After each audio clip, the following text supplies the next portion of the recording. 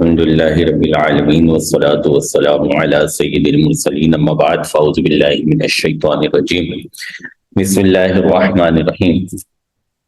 آج ہمارا آسان فہم وراثت کے کورس کے حوالے سے 12واں سیشن ہے۔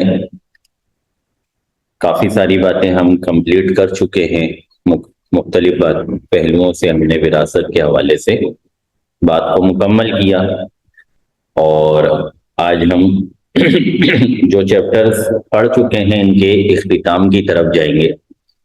جیسا کہ میں نے آپ کو درمیان میں بھی بتایا تھا، ابتدا میں بھی بتایا تھا کہ ہم کسی بھی مثال کو وراثت کے حوالے سے اس وقت کمپلیٹ مانیں گے کہ یہ مکمل طور پہ حل ہو چکی جب ہم پیسے تقسیم کر دیں گے۔ تو آج انشاءاللہ پیسے تقسیم کرنے کی بات کی جائے گی۔ اسی ضمن میں 2-3 سوالات سامنے آئے تھے، تو پہلے وہاں سے بات کی ابتدا کرتے ہیں، ان کی وضاحت کر دیتے ہیں۔ مثال کے طور پہ ابھی آپ قول اور رد کے حوالے سے پچھلے لیکچرز میں گفتگو سن چکے، تو بعض اوقات ذہن میں یہ شبہ پیدا ہوتا ہے کہ جو حصہ ابتدا میں بیان کیا گیا تھا، جیسے ہم نے اصحاب فرائض کے مخصوص حصے لکھوائے تھے باقاعدہ کہ کس حال میں، کس کنڈیشن میں ان کو کتنا حصہ ملے گا، کب ان کو چوتھائی حصہ ملے گا، کب سمن ملے گا، کب نصف ملے گا، تو یہ ساری ہماری تفصیلی بات ہوئی تھی ابتدا میں۔ لیکن جب ہم قول اور رد کی طرف آتے ہیں تو ہمیں ایسا محسوس ہوتا ہے کہ بظاہر یا تو مخصوص افراد کے حصے میں کمی ہو رہی ہے یا مخصوص افراد کے حصے میں زیادتی ہو رہی ہے۔ تو قرآن و حدیث کا جہاں تک معاملہ ہے، آپ کو یہ بھی بتایا گیا تھا کہ یہ جو حصے ہیں، یہ جو تقسیم کا سلسلہ ہے، یہ قرآن و حدیث سے ثابت ہے، اس میں قیاسی معاملات نہیں ہیں، لہذا اس میں بہت ساری چیزوں سے ہمیں رکنا پڑتا ہے۔ تو بعض اوقات ایسا ہوتا ہے کہ ہم ظاہری الفاظ کے معنی دیکھ کے، ترجمہ دیکھ کے اس کا ایک مفہوم سمجھ رہے ہوتے ہیں، لیکن جب قرآن و حدیث کی بات آتی ہے تو نارملی ہمیں قرآن بھی اس بات کی ترغیب دلاتا ہے، احادیث مبارکہ میں بھی اس بات کی توجہ دلائی گئی ہے کہ ہم اہل علم سے رابطہ رکھیں، اہل علم سے معلوم کریں۔ صحابہ کرام علیہم رضوان کے بھی اس طرح کے واقعات ہمیں دیکھنے کو ملتے ہیں احادیث مبارکہ میں کہ جب قرآن پاک جو کہ عربی میں نازل ہو رہا تھا اور صحابہ کرام علیہم رضوان کی ایک بڑی تعداد عربی اللسان تھی، عرب کی رہنے والی تھی، وہ ظاہری طور پہ عربی کے مفہوم کو سمجھ لیا کرتے تھے، لیکن اس کے باوجود انہیں اس بات کی حاجت محسوس ہوتی تھی کہ وہ نبی کریم صلی اللہ تعالی علیہ وسلم سے سوال پوچھا کرتے تھے مختلف حوالے سے۔ جب کوئی قرآن میں حکم نازل ہوتا تھا، جب کوئی ان کو حکم بیان کیا جاتا تھا، تو وہ کئی مرتبہ ایسا ہوتا تھا کہ اس حکم کو سن لینے کے باوجود، اس حکم کو دیکھ لینے کے باوجود وہ اس کے بارے میں سوال کیا کرتے تھے، کیونکہ کچھ ایسی چیزیں ہوتی ہیں جو ظاہر سے ہٹ کر ہوتی ہیں، اور اسی کے لیے ہمیں اہل علم کی طرف رجوع کرنا پڑتا ہے۔ پھر ہم صحابہ کے اعتبار میں دیکھتے ہیں تو صحابہ آپس میں بھی نبی کریم صلی اللہ تعالی علیہ وسلم کی ظاہری وصال کے بعد ایک دوسرے سے آیات مبارکہ کے مفاہیم کو سمجھا کرتے تھے، پوچھا کرتے تھے، اور یہ سلسلہ اہل ایمان میں، اہل تقوی میں آج تک جاری و ساری ہے، اور تا قیام قیامت جاری رہے گا، کیونکہ قرآن و حدیث میں اس کی باقاعدہ ترغیب دلائی گئی ہے۔ اور یہ ایک فطری صورتحال ہے کہ ہمیں بہت ساری چیزوں میں تشریح کی حاجت ہوتی ہے، تفصیل کی حاجت ہوتی ہے۔ اگر یہ چیزیں نہ ہوں تو پھر معاملہ وہیں آ کے الجھتا ہے کہ جب بعض افراد کہا کرتے ہیں کہ قرآن کے علاوہ ہمیں کسی اور چیز کی حاجت نہیں ہے، یا حدیث کے علاوہ ہمیں کسی اور چیز کی حاجت نہیں ہے۔ حضرت علی کرم اللہ وجہ الکریم سے آپ منبر شریف پر تشریف فرما تھے اور خطبہ ارشاد فرما رہے تھے، تو کسی صاحب نے آ کر آپ سے وراثت کا ایک مسئلہ پوچھا، جس میں کچھ افراد کا تذکرہ کیا گیا کہ بیوی ہے، بیٹی ہے، ماں ہے، باپ ہے، اس طرح چند افراد وہاں پہ ذکر کیے گئے، اور ان کی وراثت کا حصہ پوچھا گیا کہ ان کو کتنا حصہ ملے گا۔ حضرت علی کرم اللہ وجہ الکریم نے منبر پر خطبہ ارشاد فرماتے فرماتے درمیان میں ایک معمولی سا توقف کیا اور سب کے حصے بیان کر دیے کہ اس کا حصہ اتنا ہوگا، اس کا اتنا ہوگا، اس کا اتنا ہوگا، اور اپنے خطبے کو جہاں سے چھوڑا تھا وہاں سے کنٹینیو کر دیا۔ جو سائل تھے انہوں نے، اب وہ جو کنڈیشن بنی تھی وہ اول کی کنڈیشن تھی، جس میں 24 سے مخرج مسئلہ بنایا جاتا ہے اور پھر وہ 27 کی طرف اول کر جاتا ہے۔ اسے مسئلہ منبریہ کے نام سے وراثت کی کتابوں میں یاد کیا جاتا ہے، مسئلہ منبریہ، کیونکہ حضرت علی رضی اللہ تعالیٰ عنہ سے منبر پر تشریف فرما ہونے کی حالت میں یہ مسئلہ پوچھا گیا تھا، اور آپ نے خطبہ دیتے ہوئے درمیان میں اس مسئلے کا حل باقاعدہ فی البدی بیان فرمایا تھا۔ بہرحال یہاں جو بتانے کا مقصد ہے وہ یہ کہ یہ وہ مسئلہ تھا جو اول والا مسئلہ تھا، جس میں ابتدائی مخرج 24 قرار پایا تھا اور پھر وہ اول کر کے 27 کی طرف چلا گیا تھا، جس کا نتیجہ یہ بنا تھا کہ بیوی کا حصہ جو کہ اولاد کی موجودگی میں 8واں ہوتا ہے، 1/8 ہوتا ہے، اس کا یہ حصہ ڈائیورٹ ہو کے 1/9 بن گیا تھا۔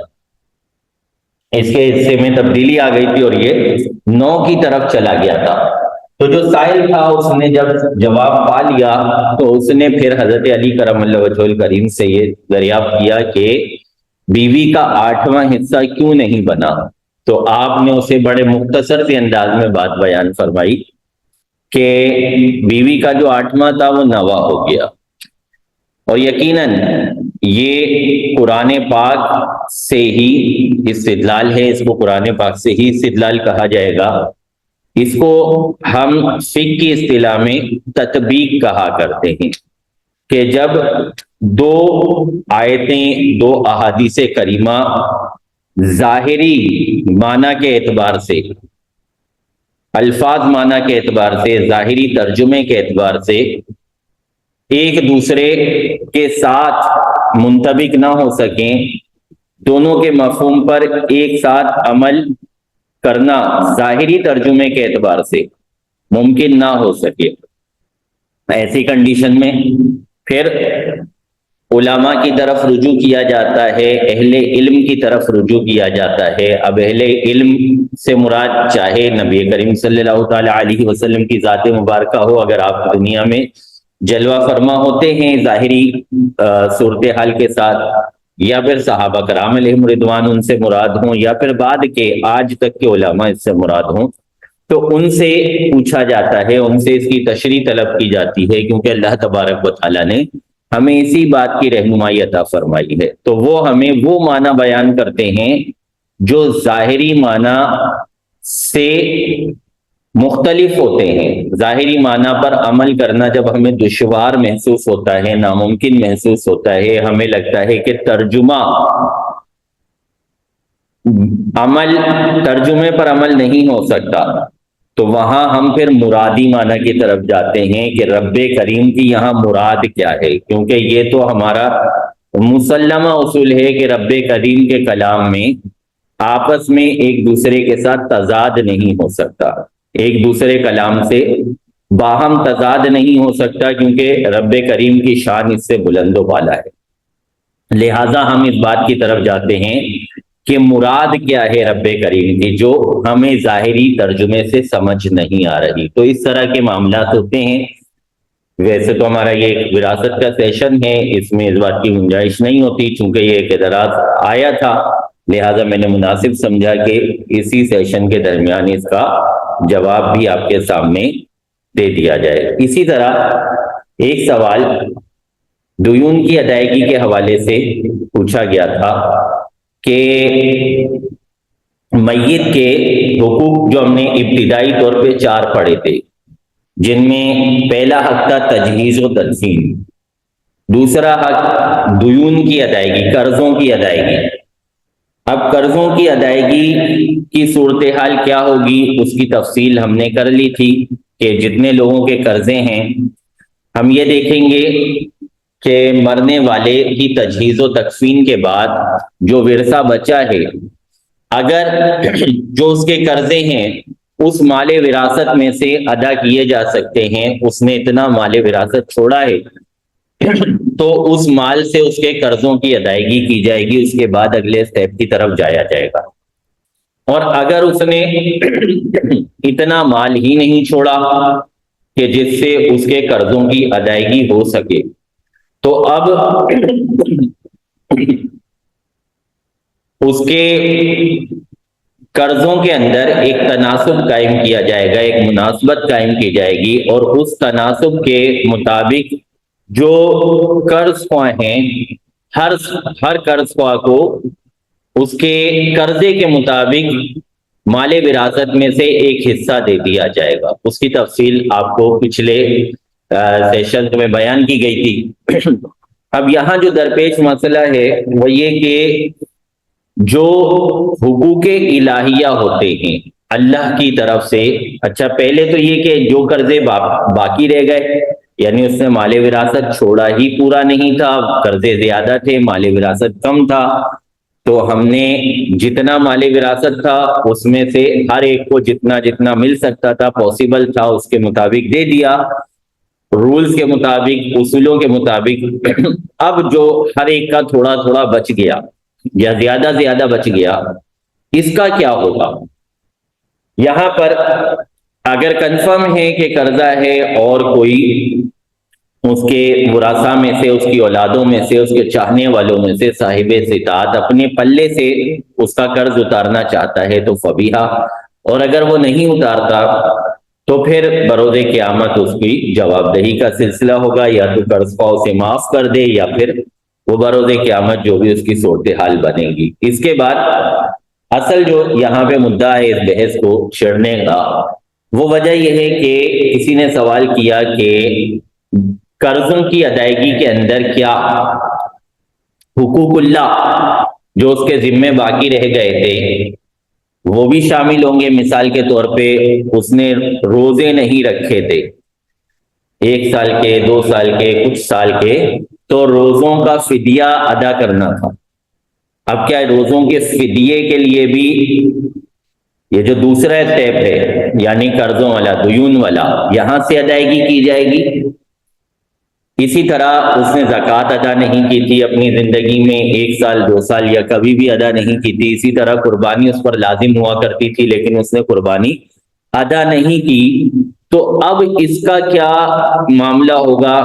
اس کے ادائیگی جو حقوق اللہ کے حوالے سے اس پر قرضے لازم آ رہے ہیں، دیون لازم آ رہے ہیں، کیا ان کی ادائیگی بھی دیون کے باب میں کی جائے گی، یعنی تجہیز و تکفین کے بعد جو مال وراثت بچا اسی میں سے کی جائے گی؟ تو اس کا جواب یہ ہے کہ ایسا نہیں ہے۔ دیون کے حوالے سے جو ہم نے وضاحت کی وہ یہ کہ اگر بندوں کا قرض اس پر آتا ہے تو اس کی ہم نے پوری تفصیل ابھی بیان کر دی کہ ان کو کس طرح ادا کیا جائے گا۔ باقی یہ جو حقوق اللہ کے حوالے سے اس پر کچھ قرضے لازم آ رہے ہیں، جیسے مثال کے طور پہ میں نے آپ کو بتایا کہ زکوٰۃ کچھ عرصے کی اس نے ادا نہیں کی تھی، یہ اس پر بطور دین قائم ہے۔ اسی طرح اس نے کچھ عرصے قربانی کا سلسلہ موقوف رکھا تھا واجب ہونے کے باوجود، یہ اس پر بطور دین کے موجود ہے۔ اسی طرح اگر اس نے روزے قضا کیے تھے اور روزوں کی ادائیگی کیے بغیر دنیا سے رخصت ہو گیا تو ان کا فدیہ اس پر دین ہے۔ اس طرح اور بھی اس کی صورتیں بنتی ہیں۔ تو یہ جو حقوق اللہ کے حوالے سے دیون لازم آ رہے ہیں، قرضے لازم آ رہے ہیں، ان کی ادائیگی دیون والے باب میں نہیں کی جائے گی، یعنی تجہیز و تکفین کے بعد جو مال بچا ہے اس سے حقوق اللہ کے ضمن میں آنے والے قرضوں کی ادائیگی نہیں کی جائے گی، بلکہ یہاں حکم یہ ہوگا کہ جو حقوق اللہ کے سلسلے میں اس پر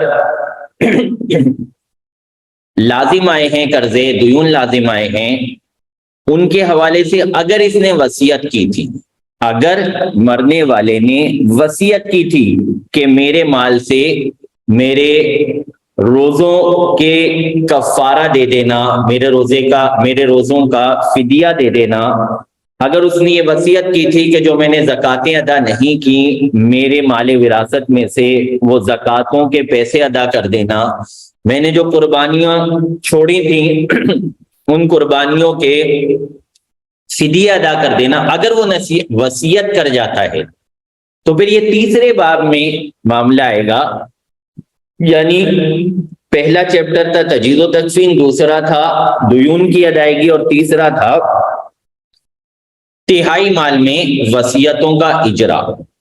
تو یہ جو حقوق اللہ کے ضمن میں اس پر قرضے لازم آ رہے ہیں، ان کا تعلق ثلث مال سے، تہائی مال سے وصیتوں کے اجرا میں آئے گا۔ اگر اس نے وصیتیں کی تھیں تو اب اس صورتحال میں اس کی تہائی مال جو دیون ادا کرنے کے بعد، قرضے ادا کرنے کے بعد باقی بچ گیا ہے، اس تہائی مال سے جو اس کی وصیتیں ہیں، چاہے وہ روزوں کے حوالے سے ہوں، چاہے وہ زکوٰۃ کے حوالے سے ہوں، چاہے وہ قربانی کے حوالے سے ہوں، چاہے وہ قسموں کے کفاروں کے حوالے سے ہوں، چاہے وہ حج کی جنایات کے حوالے سے ہو، یا مختلف اس کے جو معاملات بنتے ہیں وہاں سے ہو، تو یہ بطور وصیت کے تہائی مال میں اس کے ان حقوق اللہ کے ضمن میں آنے والے قرضوں کو ادا کیا جائے گا۔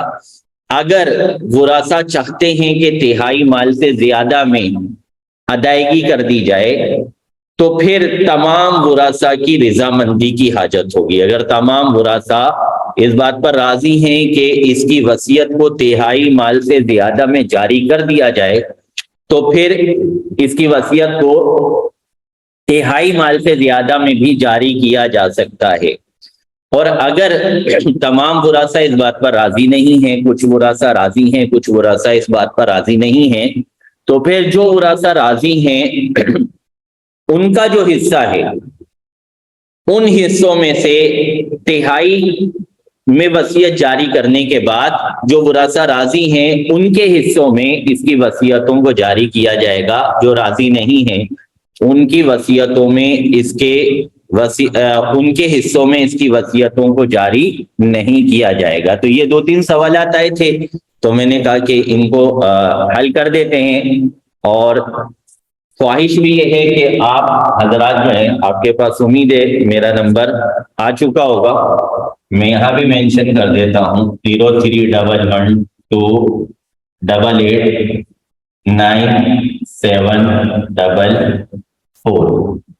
تو اس نمبر پر آپ واٹس ایپ کے ذریعے جو ابھی تک ہم نے چیزیں ڈسکس کی، جو ہمارے اتنے سارے سیشن ہوئے، پچھلے 11 سیشن ہو چکے، تو ان میں جو باتیں ہماری ڈسکس ہوئی، جو ہمارے چیپٹرز ڈسکس ہوئے، اس حوالے سے جہاں آپ کو کنفیوژن ہے، جہاں آپ کو پرابلم ہے، جہاں آپ کے ذہن میں کوئی سوال، کوئی اشکال بنتا ہے، وہاں آپ اس سوال کو یہاں واٹس ایپ پر بھیج دیں۔ ڈائریکٹ کال ہو سکتا ہے نہ اٹھائی جا سکے، مصروفیت ہوتی ہے، کچھ چیزوں کا بھی پرابلم ہے، تو آپ اس پر واٹس ایپ کر دیں تو انشاءاللہ امید ہے کہ اگر پرسنل پہ جواب دینا سمجھ آیا تو پرسنل پہ دے دیا جائے گا، ورنہ ہو سکے تو اس طرح کے ہمارے چند سوالات ہو جائیں کہ جس کے ذریعے جو عمومی طور پہ اس ہماری وراثت کے حوالے سے پڑھتے ہوئے طلبہ کے ذہن میں کنفیوژن پیدا ہوتے ہیں، اشکالات پیدا ہوتے ہیں، سوالات پیدا ہوتے ہیں، ان کو ہم حل کر سکیں۔ تو میری نیت یہ ہے کہ جو ہمارا آخری سیشن ہو، آخری کلاس ہو، یا اگر سوالات کی تعداد بڑھ جاتی ہے تو آخری 2 سیشن جو ہیں وہ ہمارے ان سوالات کے جوابات پر مشتمل ہوں. تو سوالات مضبوط ہوں، اچھے ہوں، پختہ ہوں، اور ایسے ہوں کہ وہ سب کے سامنے بیان کرنے میں سب کا فائدہ ہو. تو کوشش کریں کہ جو آپ نے ابھی تک سیکھا ہے، جو آپ کو ابھی تک پڑھایا گیا ہے، اس میں جہاں جہاں آپ کے ذہن میں سوالات پیدا ہوئے دوبارہ اس کو دیکھیں، دوبارہ سنیں، اور جہاں جہاں آپ کے ذہن میں سوالات پیدا ہوتے ہیں تو وہ میرے پاس بھیجتے جائیں تاکہ میں ان کو جمع کر کے اپنا ایک پروگرام سیٹ کر لوں کہ ہم نے آخری 1 سیشن ان سوالات کے لیے رکھنا ہے یا 2 سیشن رکھنے ہیں، یا پھر کوئی سوال نہیں آتا تو کوئی بھی سیشن رکھنے کی حاجت نہیں ہے. پھر ماشاءاللہ سارے سمجھدار ہمارے پاس موجود ہیں، اللہ تعالیٰ اور برکتیں عطا فرمائے. تو یہ 2-3 سوالات آئے تھے مختلف طرف سے، تو میں نے ان کا جوابات آپ کو دے دیے. مزید یہ کہ آئیں گے تو انشاءاللہ ان کو آخری سیشن کے لیے ہم جمع کر کے رکھیں گے، درمیان میں کوشش کریں گے کہ ان کی گفتگو نہ ہو. اب ہم اپنے اصلی چیپٹر پر آ جاتے ہیں. آج ارادہ ہے آپ کو پیسے تقسیم کرنے کا طریقہ سکھانے کا. بہت آسان ہے، ہم پریکٹیکل کی طرف جائیں گے. اصول صرف ایک ہی ہے اور وہ میں آپ کو بتا دیتا ہوں. اس کے بعد ہم پریکٹیکلی جو ہے، جو ہم نے مثالیں حل کی تھیں یا نئی مثالیں لے کے ان مثالوں میں ان حصوں کو تقسیم کرتے ہیں. اور گزارش یہی ہے کہ جو ابھی تک آپ نے مسئلے حل کیے ہیں اپنی کاپیوں میں، اب کوشش کریے گا کہ آج کے بعد اسے اینڈ کی طرف لے جائے، کیونکہ ان کو اسی لیے ادھورا رکھا گیا تھا. آپ کو اسی لیے بار بار کہا گیا تھا کہ آپ ایک صفحے میں صرف ایک مسئلہ لکھیں، نیچے سفیدی چھوڑ دیں، کیونکہ اس مسئلے میں مزید حل ہونا ہے. تو آج وہ کلوز ہو جائیں گے سارے مسئلے. تو کوشش کریں کہ جو جو آپ نے مسئلے حل کیے تھے اپنی کتابوں میں، اپنی کاپیوں میں، تو ان کے حصے بانٹ دیں، ان کے پیسے بانٹ دیں، تاکہ آپ کی پریکٹس بھی ہو سکے، آپ اچھے طریقے سے اس بات کو سیکھ بھی سکیں. تو اصول کیا ہے، کلیہ کیا ہے؟ کل ترکہ. ہم نے میت کے مال سے تجہیز و تکفین کر لی، باقی جو بچا اس سے قرضے ادا کر دیے، باقی جو بچا اس کے تہائی میں اگر وصیتیں تھیں وصیتیں جاری کر دیں. اب جو بچا ہے اس کو ہم کہیں گے کل ترکہ. وصیتیں جاری کرنے کے بعد اگر وصیتیں تھیں تو اب جو بچا ہے اس کو ہم کہیں گے کل ترکہ. تو کل ترکے کو ہم نے ملٹیپلائی کرنا ہے، ضرب دینا ہے. جس وارث کا ہم حصہ نکالنا چاہتے ہیں، جس وارث کے ہم پیسے معلوم کرنا چاہتے ہیں، اس وارث کے سہام سے. یہاں ہم لکھیں گے وارث کے سہام. وارث کے سہام سے ضرب دیں گے اور اسے تقسیم کر دیں گے کل سہام سے. کل سہام کہہ لیں اسے، یا پھر ہم اسے کہہ لیں مخرج مسئلہ، کیونکہ یہ اصطلاح ہماری مستقل چلتی رہی ہے. تو مخرج مسئلہ سے تقسیم کریں گے، وارث کے سہام سے ضرب دیں گے کس چیز کو؟ کل ترکے کو. جو ترکہ ہمارے سامنے مینشن ہوا کہ اس کے مثال کے طور پہ اتنے پلاٹ ہیں، اتنے گھر ہیں، اتنی گاڑیاں ہیں، اتنا بینک بیلنس چھوڑ کے یہ مرا ہے. تو اب اس سب کو ہم پلس کریں گے پیسوں کی کنڈیشن میں یا کسی ایسی کنڈیشن میں کہ جس سے سب چیزیں تقسیم ہونا پاسبل ہو. اس اکائی میں سب کو جمع کریں گے اور جمع کرنے کے بعد پھر انہیں اس قاعدے کے مطابق تقسیم کر دیں گے. تو ہمارے پاس ایک ایک شخص کا حصہ مینشن ہو جائے گا. اس میں بعض اوقات منیمم سا فرق آئے گا، یعنی جب ہم سب کے حصے نکال چکیں گے، ان کی رقموں کو جمع کریں گے، تو بسا اوقات 5 روپے، 10 روپے، 15 रुपए 20 रुपए तकरीबन इतना फर्क आ जाएगा। वजह यह है कि हमें आशारिया की तरफ जाना पड़ेगा और आशारिया में फिर जो हिस्सा होता है उसमें कुछ ना कुछ कमी बेशी होने का अंदेशा होता है, तो चंद रुपए कम होने का अंदेशा रहेगा, उसका ख्याल ना किया जाए, उसके बारे में सोच विचार ना की जाए। अगर हमारा जो हमने पैसे तकसीम किए हैं वो कुल तरके के करीब करीब पहुंच जाते हैं, 15-20 रुपए तक का फर्क पड़ता है, तो हम समझ लें कि हमने सही मसला हल किया है, हमने मसले को सही तरीके से सॉल्व किया है। तो इधर मसले लिखना शुरू करते हैं और आपसे पूछते हैं, तो आप भी तैयार रहें सवालात के जवाब देने के लिए। एक मैयत है जिसने शौहर छोड़ा है और 2 बेटियां छोड़ी हैं और माँ बाप छोड़े हैं और 2 अल्लाती बहनें छोड़ी हैं, अल्लाती बहनें छोड़ी हैं। अब यहां पर शौहर का हिस्सा कितना होगा, शौहर को किस रेशो से हिस्सा दिया जाएगा, आपने पार्टिसिपेट करना है। शौहर का हिस्सा कितना होगा, चैट बॉक्स में जवाब, माशाल्लाह पहला जवाब आ गया। 4। और कोई हिस्सा लेंगे?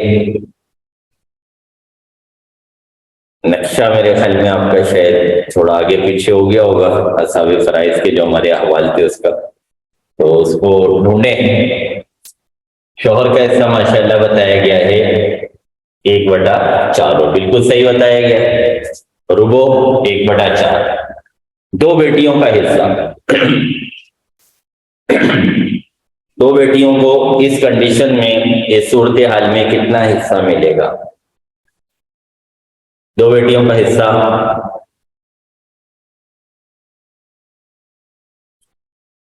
जी, कौन बताएगा? चैट बॉक्स मुंतजिर है आपके जवाब का।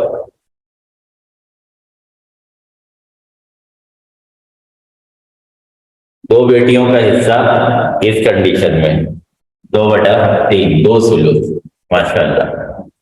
माँ का हिस्सा, माँ का हिस्सा इस सूरत हाल में जो हमारे सामने सूरत हाल मौजूद है, शौहर का हिस्सा 1/4 इस वजह से बन रहा है कि इसके साथ औलाद मौजूद है। बेटी 2 या 2 से ज्यादा हो तो 2 सुलुस होता है। माँ का हिस्सा माशाल्लाह बताया गया 1/6, बिल्कुल सही है। औलाद की मौजूदगी में माँ का हिस्सा 1/6 होता है। बाप का हिस्सा इस कंडीशन में, सूरत हाल में बाप का हिस्सा क्या होगा?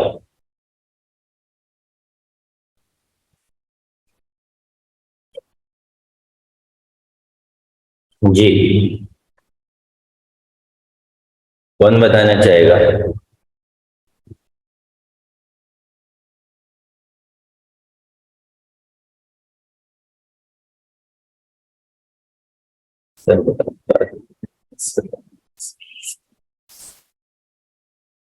असबाब प्लस 1/6, माशाल्लाह। बाप का हिस्सा 1/6 प्लस असबाब, क्योंकि बेटी मौजूद है तो बेटी की मौजूदगी में बाप का हिस्सा सुदुस माल असबा हुआ करता है। अल्लाती बहनों का हिस्सा, इस सूरत हाल में अल्लाती बहनों का हिस्सा क्या होगा?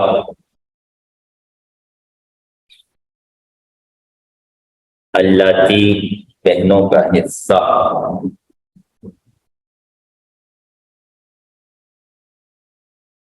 سب حصہ نہیں لے رہے، میرے خیال میں سب کو ابھی مل نہیں رہا ہے وہ جو اصحاب فرائض والا چارٹ تھا نا ہمارا، بحث سی اصحاب فرائض، اتنی پارٹیسپیٹ کم ہے. ایک جواب ہے اسبا مال خیر، ایک ہے محجوب، ایک ہے اسبا. ماشاءاللہ محجوب اللہ کی بہنیں محجوب ہوں گی کیونکہ باپ موجود، تو بیٹا پوتا باپ دادا کی موجودگی میں بہنیں جو ہوتی ہیں چاہے وہ اخیافی ہوں حقیقی ہوں اللاتی ہوں سب محجوب ہو جاتی ہیں. تو محجوب جواب بالکل درست ہے. اچھا اب ہم مخرج مسئلہ کس سے بنائیں گے؟ مخرج مسئلہ کس طرح بنایا جائے گا، کس عدد سے بنایا جائے گا، یہ اگلا کوشچن ہے آپ سے. مخرج مسئلہ ترتیب دینا ہے ہم نے، تو مخرج مسئلہ کس عدد سے بنائیں گے؟ کنڈیشن آپ کے سامنے. ایک جواب آ گیا، ماشاء اللہ جوابات آنا شروع ہو گئے. 12 بالکل صحیح جواب ہے ماشاء اللہ. 12 سے مخرج مسئلہ بنائیں گے کیونکہ قسم اول کا 1/4 قسم ثانی کے ساتھ جمع ہو رہا ہے، اور قسم اول کا 1/4 قسم ثانی کے ساتھ جمع ہو تو مخرج مسئلہ 12 سے بنتا ہے. 1/4 ضرب 12 2/3 ضرب 12 1/6 ضرب 12 1/6 ضرب 12 2 2 4 3 3 8 2 2 8 اور 3 11 11 اور 4 15. یہ کون سی صورتحال ہوئی؟ ہم اس کو کس لفظ سے تعبیر کریں گے؟ یہ کیا ہے؟ مخرج مسئلہ کہیں اسے تصحیح کہیں، اسے اول کہیں، اسے رد کہیں، کیا کہنا چاہیے اس 15 کو؟ اول. ماشاءاللہ صحیح جواب. ہمارے سارے پارٹیسپینٹس نے بالکل صحیح جواب دیا ہے. اول ہو جائے گا اس میں 15 کا. تو یہ مسئلہ ہمارا حل ہو چکا. سہام کی حد تک ہم نے اسے حل کر لیا. اب ہم اس میں پیسوں کی تقسیم کاری کرتے ہیں کہ مثال کے طور پہ مرنے والے نے 50,000 روپے چھوڑے تھے، تو 50,000 روپے کو ہم نے ان حضرات میں تقسیم کرنا ہے. پہلے ہم نکالیں گے شوہر کا حصہ. تو اصول تھا کل ترکہ آ گیا ہمارے پاس 50,000، اور اس کو ضرب دینا تھا شوہر کے سہام 3 ہیں، اور اول سے جو ہمارے سامنے مخرج مسئلہ آیا ہے وہ 15 ہے. تو اس کو آپس میں تقسیم کر لیں گے. 1 5 یہاں تقسیم کر لیں گے. 5 × 5 0 0 0 0. تو شوہر کا حصہ ہوا 10,000 روپے. ہر بیٹی کا حصہ، یہ تو 2 بیٹیوں کا حصہ ہے 8، ہر بیٹی کے حصے میں 4 4 آئیں گے. تو ہم لیں گے بیٹی کا حصہ. بیٹی کا حصہ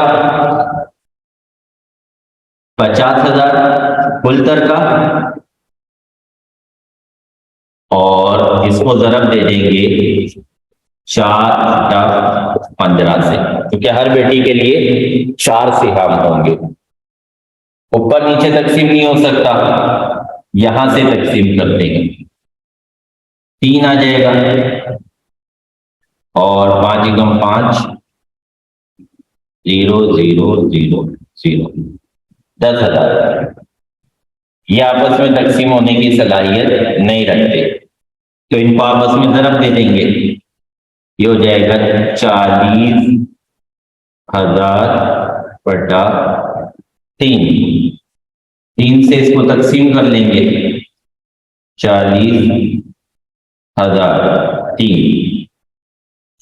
3 एकम 3, 1 0 आएगा, 3 तिया 9, फिर 1 0 आएगा, 3 तिया 9, फिर 1 0 आएगा, 3 तिया 9,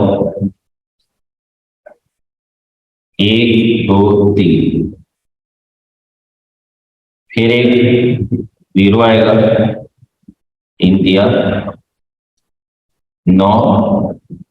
अब अगर हम इसको मजीद तकसीम करना चाहें तो आशारिया लगा के इसको तकसीम कर सकते हैं। तो हम 2 डिजिट तक इसको मजीद तकसीम करेंगे, 2 अददों तक मजीद इसको तकसीम करेंगे। तो हर बेटी का हिस्सा हो गया 13,333, 13,333.33। इसके बाद माँ का हिस्सा, माँ का हिस्सा आ जाएगा हमारे पास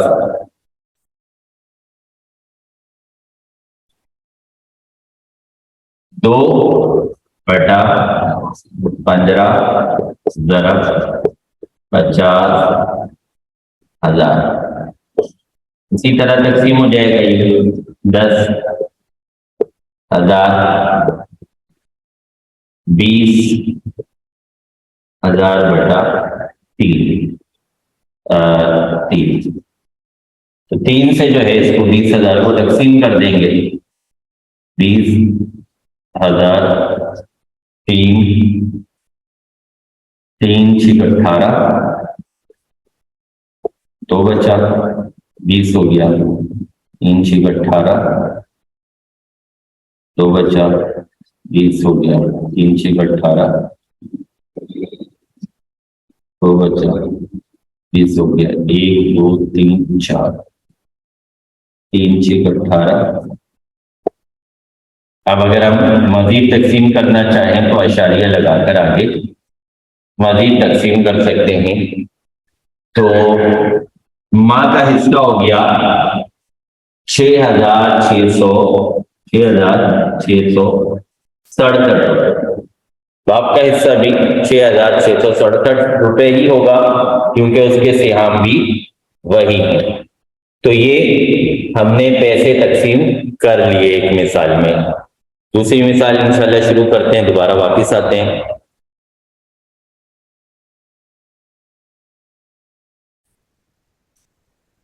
जी, तो हम पैसों की तकसीम कारी का अमल कर रहे थे, पैसों को किस तरह वरासा के दरमियान तकसीम किया जाएगा, इस हवाले से मिसालें हल कर रहे थे, मिसालों पर इसका इजरा कर रहे थे।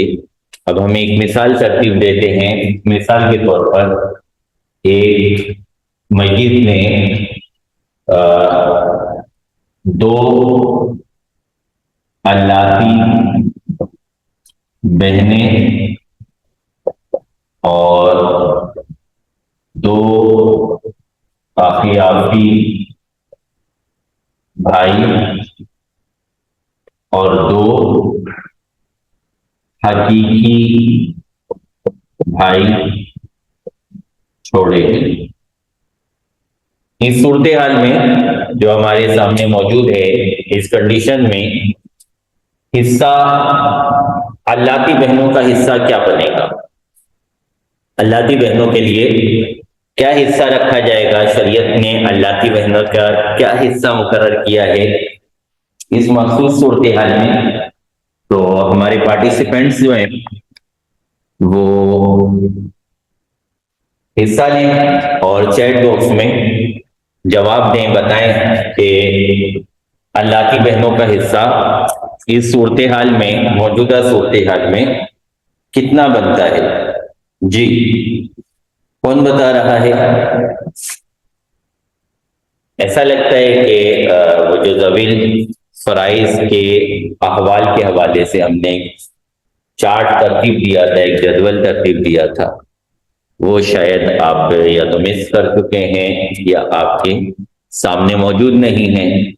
तो जब भी हमारा ये विरासत का सिलसिला होता है, कोशिश किया करें कि وہ جو ایک نقشہ آپ کو بنا کے دیا گیا تھا وراثت کے حوالے سے کہ کس فرد کا حصہ کس حالت میں کتنا ہوتا ہے، اس کو سامنے رکھا کریں تاکہ پریکٹس کرنے میں، سمجھنے میں، بعض اوقات میں خود ہی مسائل کو حل کر رہا ہوتا ہوں تو اس وقت بھی آپ اس پر نظر رکھا کریں تاکہ آپ کو بھی سمجھ آتا رہے اور آپ کو وہ چیزیں یاد ہوتی رہیں، اکبر ہوتی رہیں۔ جی ماشاء اللہ۔ اللہ کی بہنوں کا حصہ ہوگا 2/3، کیونکہ ایک سے زیادہ بہنیں ہیں اور کوئی ایسا نہیں ہے جو ان کے حصے کو کم کرتا ہو یا ان کو محجوب کرتا ہو۔ چلیں اگلے دیکھتے ہیں 2 اخیافی بھائی۔ اخیافی بھائیوں کے ساتھ ہمارے پاس اللہ کی بہنیں موجود ہیں اور حقیقی بھائی موجود ہیں۔ اس صورتحال میں اخیافی بھائیوں کا حصہ کیا ہوگا؟ جی کون پارٹیسپیٹ کرے گا؟ ماشاءاللہ ہمارے طلبہ کافی محنت تو کر رہے ہیں وراثت کے چیپٹر پر، پتہ چلتا ہے نوٹس وغیرہ بھی بعض اوقات بن کر آتے ہیں، اس کے علاوہ کچھ سوالات کا سلسلہ بھی کبھی کبھار گروپ میں ہوتا ہے، تو اس سے اندازہ ہوتا ہے کہ ماشاءاللہ دلچسپی تو ہے ماشاءاللہ۔ تو اس کا جواب ہے 1/3، بالکل صحیح جواب دیا گیا ہے۔ 1/3 حصہ ملے گا کیونکہ 2 اخیافی بھائی ہیں، ایک سے زیادہ اخیافی بھائی۔ جی حقیقی بھائی، 2 حقیقی بھائیوں کا حصہ کیا بنے گا؟ جی بتائیے۔ 2 حقیقی بھائی، اللہ کی بہنیں بھی ساتھ موجود ہیں اور اخیافی بھائی بھی موجود ہیں۔ جو ہمارے ساتھ موجود افراد ہیں ان میں سے وہ حضرات جو حصہ نہیں لے رہے، اس پریکٹس میں جواب نہیں دے رہے، تو وہ نفع میں نقصان کر رہے ہیں۔ کچھ افراد تو یقیناً ریکارڈنگ کی طرف جائیں گے اور ریکارڈنگ سنیں گے، تو ان کو تو اس طرح ہاتھوں ہاتھ پریکٹس کرنے کا موقع ملے گا بھی نہیں، لیکن آپ لوگ کیونکہ موجود ہیں ہمارے پاس، ہمارے ساتھ موجود ہیں، تو آپ اس موقع سے ضرور فائدہ اٹھائیں اور جو سوالات آپ سے پوچھے جا رہے ہیں اس کے جوابات دیں۔ جی ماشاءاللہ، حقیقی بھائی اسبا بنیں گے، کیونکہ یہاں پر حقیقی بھائی جو ہوتے ہیں ان کی 2 ہی صورتیں ہوتی ہیں، یا تو انہوں نے اسبا بننا ہوتا ہے یا پھر انہوں نے محجوب ہونا ہوتا ہے، ان کا کوئی حصہ نہیں ہوتا۔ تو یہاں حقیقی بھائی کو محجوب کرنے والا تو کوئی موجود نہیں ہے، لہذا ان کو اسبا بنا دیا جائے گا۔ جی اب ہم مخرج مسئلہ کی طرف جائیں گے۔ مخرج مسئلہ کون بتا رہا ہے؟ مخرج مسئلہ بیان کریں۔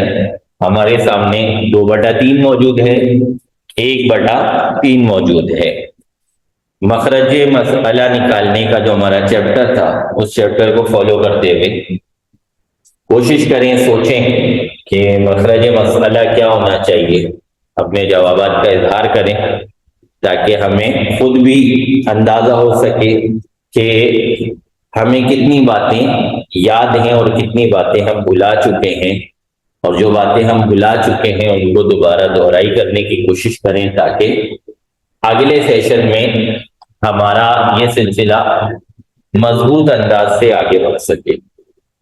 ماشاءاللہ بالکل صحیح جواب دیا گیا، 3 سے مخرج مسئلہ بنے گا، کیونکہ یہاں پر صرف قسم ثانی کے مخارج موجود ہیں، اور قسم ثانی کے مخارج اگر جمع ہو جائیں تو پھر جس کا مخرج بڑا ہوتا ہے، جو بڑا مخرج ہوتا ہے اسے لے لیا جاتا ہے۔ یہاں پر دونوں مخرج ایک ہی ہیں، 3 لہذا 3 کو لے لیا جائے گا۔ جی 2/3 ضرب 3، 1/3 ضرب 3، 2 حصے اللہ کی بہنوں کو مل جائیں گے، 1 حصہ اخیافی بھائیوں کو مل جائے گا، اور حقیقی بھائی جو ہیں ان کے لیے کچھ نہیں بچا، کیونکہ 2 اور 1 3، اور 3 ہی مخرج مسئلہ ہے۔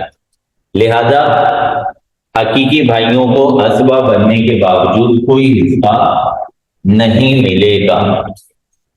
اب یہاں صورتحال یہ ہے کہ دو بھائی ہیں اور حصہ ایک ہے، لہذا کسر کی صورت بنے گی، ہمیں اس کو اشاریہ میں لے جانا پڑے گا، اور جب حصے اشاریہ کی طرف جاتے ہوں تو ہم نے سنا تھا کہ تصحیح کی جاتی ہے، اشاریہ سے بچنے کے لیے تصحیح کا عمل وراثت کے باب میں کیا جاتا ہے۔ تو اب ہمیں تصحیح کی حاجت ہے، تو یہ بھی میں آپ پر چھوڑتا ہوں، آپ اس کا فیصلہ کریں کہ تصحیح کس عدد سے کی جائے گی۔ اس موقع پر ہمارے پاس عدد راس موجود ہے 2 اور 2، ہمارے پاس سہام موجود ہے 2 اور 1۔ ہم نے کون سے عدد سے تصحیح کرنی ہے؟ مسئلے کی تصحیح کے لیے کون سا عدد استعمال کیا جائے گا؟ جی میں انتظار کر رہا ہوں، دیکھتے ہیں کیا جواب دیا جاتا ہے۔ تصحیح کا چیپٹر اگر آپ نے کہیں لکھا ہے تو اس کو دیکھ لیں، اس کو کھول لیں، یوں دیکھ کے بھی پریکٹس کی جا سکتی ہے، ضروری نہیں ہے کہ آپ کو زبانی یاد ہونا ہی شرط ہے پریکٹس کے لیے۔ تو دیکھیں کیا تصحیح کا قاعدہ کون سا والا یہاں پہ جاری ہوگا، کس عدد سے تصحیح ہونی چاہیے۔ جی انتظار کر رہا ہوں آپ کے جواب کا، چیٹ باکس منتظر ہے آپ کے جوابات کے لیے۔ جی ماشاءاللہ جواب بالکل صحیح آیا ہے، 2 سے تصحیح کی جائے گی، کیونکہ ایک ہی گروہ کے اندر تصحیح کی حاجت ہے، اور جب ایک ہی گروہ میں تصحیح کی حاجت ہو تو اس کے عدد راس سے تصحیح کر لی جاتی ہے، اور اس گروہ کا عدد راس 2 ہے، لہذا 2 سے تصحیح کر لیں گے۔ 2 سے ہم مخرج مسئلہ کو بھی ضرب دیں گے اور ان کے سہام کو بھی ضرب دے دیں گے۔ تو یہاں تصحیح لکھ لیں گے تاکہ اس بات کی نشاندہی ہو سکے کہ جو ہمارے سامنے عدد موجود ہے یہ بیسیکلی مخرج مسئلہ نہیں ہے، بلکہ یہ تصحیح ہونے کے بعد مخرج مسئلہ ہمارے سامنے آیا ہے۔ تو 3 دونی 6، تصحیح کے بعد مخرج مسئلہ 6 ہو جائے گا، 2 ضرب 2 4 ہو جائیں گے، اور ہر بہن کا حصہ ہو جائے گا 2، 2 ایکم 2 2 ہو جائیں گے، اور ہر بھائی کا حصہ ہو جائے گا 1۔ یہاں بھی ہم 50,000 ہی تقسیم کرتے ہیں اللاتی بہن کا حصہ۔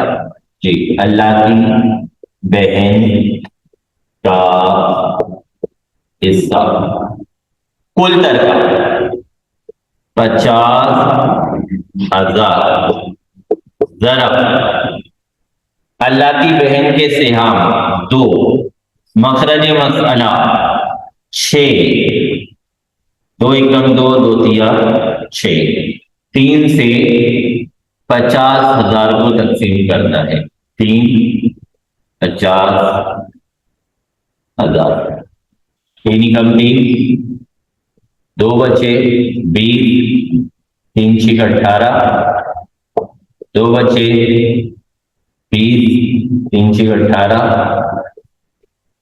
2 بچے 20، 3 چھک 18، 1 2 3، 1 2 3 4 18، 2 بچے چھک 18،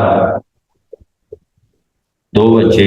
اب مزید اگر ہم آگے تقسیم کرنا چاہتے ہیں تو اشاریہ 6 6۔ تو اللاتی بہن کے حصے بنے 16,667 روپے۔ آخیافی بھائی کا حصہ، آخیافی بھائی کا حصہ کل ترکہ 50,000 ضرب اخیافی بھائی کے سہام بٹا مخرج مسئلہ 3 اور 25,000 کو 3 سے تقسیم کریں گے. 3 25,000 3 8 24 1 3 3 9 1 3 3 9 1 3 3 9 1. اب مزید اگر تقسیم کرنا چاہتے ہیں تو اشاریہ 3 1 2 3. تو اخیافی بھائی کا حصہ بنا 8,333.33. اللاتی بہن کا حصہ ہمارے سامنے آ گیا 16,667 روپے اور اخیافی بھائی کا حصہ آ گیا 8,333 روپے. اس طرح ان میں پیسوں کی تقسیم کر دی جائے گی، روپوں کی تقسیم کر دی جائے گی. ایک مثال اور حل کرتے ہیں تاکہ ہماری اچھے طریقے سے محمود انداز میں پریکٹس ہو سکے. تو آپ نے جو مثالیں ابھی تک وراثت کا چیپٹر پڑھتے ہوئے حل کی ہیں، کوشش کریں کہ ان سب مثالوں کو اب مکمل کر لیں. ان سب میں اپنے حساب سے کچھ نہ کچھ رقم لگا کر پیسے تقسیم کریں. جی اگلا مسئلہ ہم ڈسکس کرتے ہیں. میت نے چھوڑا ہے 4 بیویاں اور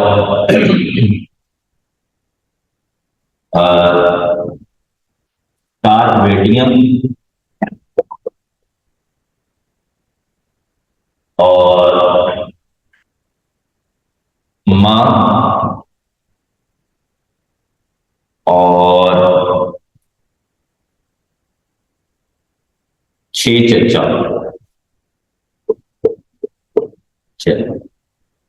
بیویوں کا حصہ جی کون بتا رہا ہے؟ بیویوں کا حصہ اس صورتحال میں کیا ہوگا؟ بیٹیاں موجود ہیں، ماں موجود ہے، چچا موجود ہے. ماشاءاللہ. بیویوں کا حصہ ہوگا 1/8 سمن. جی بیٹیوں کا حصہ ماں کی موجودگی، چچا کی موجودگی میں 2/3. ماشاءاللہ. میرے خیال میں آپ نے جدول جو ہے وہ سامنے نکال کے رکھ لیا ہے اسباب فرائض کے احوال والا، اس لیے جواب ذرا جلدی آ گیا. ماں کا حصہ بیوی موجود ہے، اولاد موجود ہے، چچا موجود ہے. ماں کا حصہ کتنا ہوگا؟ جی کون بتا رہا ہے؟ کوشش کریں تمام پارٹیسپینٹس جو ہیں وہ حصہ لیں، ہر ایک جواب دیں اور صحیح غلط کا فی الحال آپ پریشانی نہ لیں. وہ جب یہاں پہ جواب دیا جاتا ہے تو تصحیح و تغلیق کا سلسلہ آٹومیٹک ہو جاتا ہے. جی ماشاءاللہ. 1/6 اولاد کی موجودگی میں ماں کا حصہ 1/6 ہوتا ہے. جی چچا کو اس کنڈیشن میں کتنا حصہ دیا جائے گا؟ اس صورتحال میں چچا کا حصہ کتنا ہوگا؟ جی انتظار کر رہے ہیں، چیٹ باکس آپ کا خالی ہے، منتظر ہے آپ کے جوابات کا. جوابات آنا شروع ہو گئے ہیں اور ماشاءاللہ اسوا چچا کو اسوا بنایا جائے گا. چچا کے 2 ہی حال ہوتے ہیں، یا تو اس میں محجوب ہونا ہے یا پھر اس کو اسوا بنایا جانا ہے. اور یہاں پہ محجوب کرنے والا کوئی موجود نہیں ہے، لہذا اس کو اسوا بنایا جائے گا. جی اب مخرج مسئلہ بیان کرنا ہے. مخرج مسئلہ کون بتا رہا ہے؟ 1/8 موجود ہے ہمارے پاس، 2/3 موجود ہے، 1/6 موجود ہے. اس صورتحال میں مخرج مسئلہ کیا ہوگا؟ جی ماشاءاللہ. اور کوئی مزید بتانا چاہے؟ ماشاءاللہ. جی 24 मखरज मसला होगा। किस्म अव्वल का 1/8 किस्म सानी के साथ जमा हो जाए तो मखरज मसला 24 से बनाया जाता है। 1/8 ज़रब 24, 2/3 ज़रब 24, 1/6 ज़रब 24, 4, 16, 3, 16 और 4 20, 20 और 3 23। एक हिस्सा असबा के लिए बच गया। अब हम देखते हैं कि तस्हीह की हाजत हमें कहां कहां पर है। तस्हीह की हाजत हमें बीवियों के ग्रुप में है, क्योंकि बीवियां 4 हैं और हिस्से 3 हैं, लिहाजा यहां पर हमें तस्हीह की हाजत होगी। एक अदद रास हमारे पास आ गया 4। यहां पर 7 बेटियां हैं और 16 हिस्से हैं। 16 हिस्से पूरे पूरे 7 बेटियों में तकसीम नहीं हो सकते, आशारिया वाली सूरत बनेगी, लिहाजा एक और अदद हमारे पास आ गया तस्हीह के लिए 7। 6 चचा हैं और एक हिस्सा है, यकीनन तस्हीह की हाजत होगी। एक और हमारे सामने आ गया 6। 4, 7 और 6 3 अदद रास आ गए हमारे पास। मैंने अदद रास क्यों लिए? इस वजह से कि तस्हीह का उसूल ये है कि अगर एक से ज्यादा गिरोहों के अंदर तस्हीह की हाजत हो तो फिर उन गिरोहों के जो अदद रास होते हैं, उन अदद रास के दरमियान निस्बत देखी जाती है और निस्बत के मुताबिक फैसला किया जाता है कि तस्हीह किस अदद से की जाएगी। तो हमारे सामने 3 अदद आ चुके हैं, हम 2-2 करके इनके दरमियान निस्बत देखते हैं। पहले हम देखते हैं 4 और 7 के दरमियान निस्बत। जो 4 और 7 के दरमियान जो निस्बत है वो तबायुन की है, और अगर अदद रास के दरमियान तबायुन की निस्बत हो तो इनको आपस में ज़रब दे दिया जाता है, लिहाजा हम 7 को 4 से ज़रब दे देंगे, जवाब आ जाएगा 28। अब हमारे पास अगला अदद है 6। 28 और 6 के दरमियान निस्बत देखेंगे। 28 और 6 के दरमियान निस्बत कौन सी है? इनके दरमियान निस्बत तवाफुक है। 2 एक ऐसा अदद है कि जो 6 को भी तकसीम करता है और 28 को भी तकसीम करता है, लिहाजा किसी भी एक अदद का वफ्क लेंगे और उसे दूसरे के कुल से ज़रब दे देंगे। मिसाल के तौर पे हमने 6 का वफ्क ले लिया, 6 को 2 से तकसीम किया, 3 आ गया। अब 28 को हम 3 से ज़रब दे देंगे। 8 दिया 24, 2 हासिल पर, और 3 दूनी 6 और 2 8, तो 28 दिया 84। 84 से हमने इन सब को ज़रब दे दी है। ज़रब 84, ज़रब 84, ज़रब 84, ज़रब 84, ज़रब 84। ये 84 को ज़रब देंगे 3 से। 3 चौक 12, 1 हासिल पर, 3 अट्ठे 24 और 1 25, 252। 16 दूनी 32, 32 दूनी 64, तो 16 चौक 64, 64 4, 6 हासिल, और 16 को 8 मरतबा ज़रब देना है। 16 को 4 मरतबा ज़रब दिया था तो 64 आया था, 8 मरतबा ज़रब देंगे तो 64 का डबल यानी 128 आएगा। 128 में 6 जमा किए तो ये हो गए 128 34, 134, तो ये हो गया 1344। बेटियों के हिस्से हो गए اس کے بعد ماں کے حصے 84 کو 4 مرتبہ ضرب دینا ہے. 4 چوک 16 ایک حاصل 4 اٹھے 32 32 اور 1 33 336 اور چچا کے حصے ہو گئے 84. اب ہم نے ہر بیوی کا حصہ معلوم کرنا ہے کہ ہر ایک بیوی کا حصہ کتنا ہے. تو ہم 4 سے تقسیم کر دیں گے 252 کو. جب ہم 4 سے 252 کو تقسیم کریں گے تو ہوگا 4 چھک 24 4 چھک 24 اور 12 4 دیا 12 63. ہر بیوی کے حصے 63 63 63 ہو رہے گے. بیٹیاں 7 ہیں 7 سے تقسیم کریں گے 1344 7 کم 7 6 بچے 64 7 نیم 63 ایک بچا 14 7 دنی 14. تو ہر بیٹی کا حصہ ہو گیا 192 192 ہر بیٹی کا حصہ 192 ہو گیا. ماں کے حصے یہی ہیں 336 اور چچا کے حصوں کو 6 سے تقسیم کر دیں گے.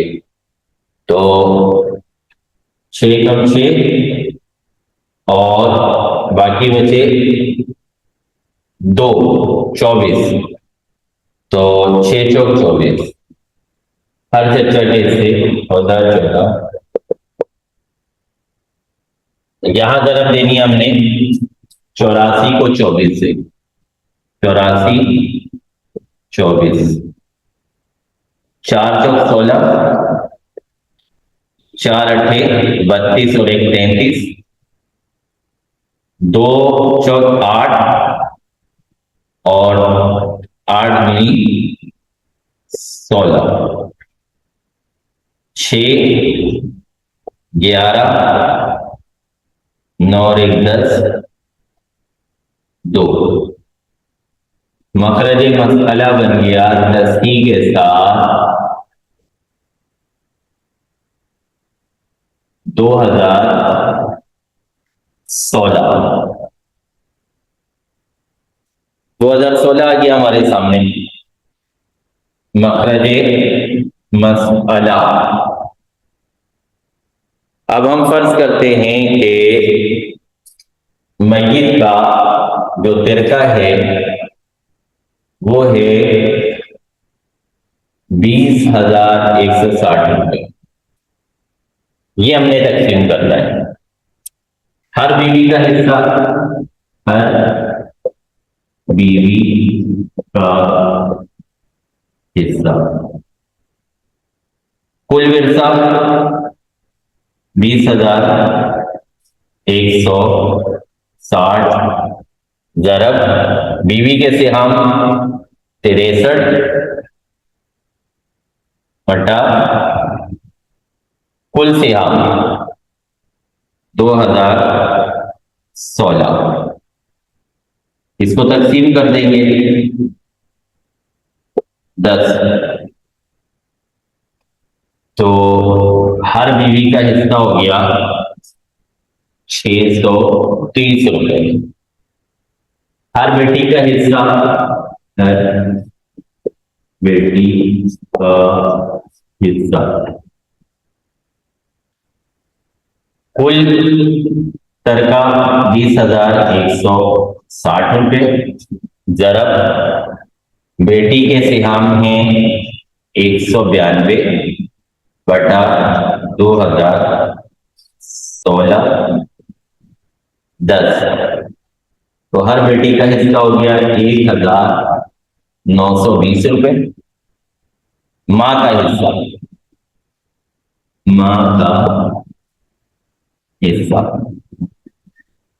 20,160 ضرب 336 माँ के सिहाम मखरज मसला 2016 10, तो माँ का हिस्सा हो गया 3,360 रुपए और हर चच्चा का हिस्सा, हर चच्चा का हिस्सा कुल तरका 20,160 ज़रब चच्चा के सिहाम 14 बटा मखरज मसला 2016 10, हर चच्चा का हिस्सा हो गया 140 रुपए। इंशाल्लाह अगले सेशन में फिर मुलाकात होगी अगले चैप्टर के साथ। अस्सलामु अलैकुम वरहमतुल्लाहि वबरकातुहू।